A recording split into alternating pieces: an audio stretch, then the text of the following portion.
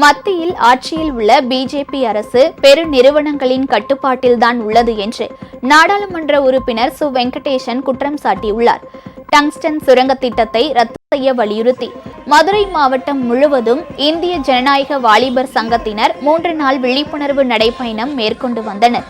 இந்த நிலையில் இதன் நிறைவு விழா பொதுக்கூட்டம் மேலூர் பேருந்து நிலையம் அருகே நடைபெற்றது. இதில் நாடாளுமன்ற உறுப்பினர் சு வெங்கடேசன் கலந்து கொண்டு மத்திய அரசு டங்ஸ்டன் சுரங்க திட்டத்தை உடனே ரத்து செய்ய வேண்டும் என்று வலியுறுத்தினார். இன்னும் ஒன்றிய அரசு டங்ஸ்டன் ஏல ஒப்பந்தம் ரத்து என்பதை இப்பொழுது வரை அறிவிக்கவில்லை. எல்லோரும் பேசியாகிவிட்டது.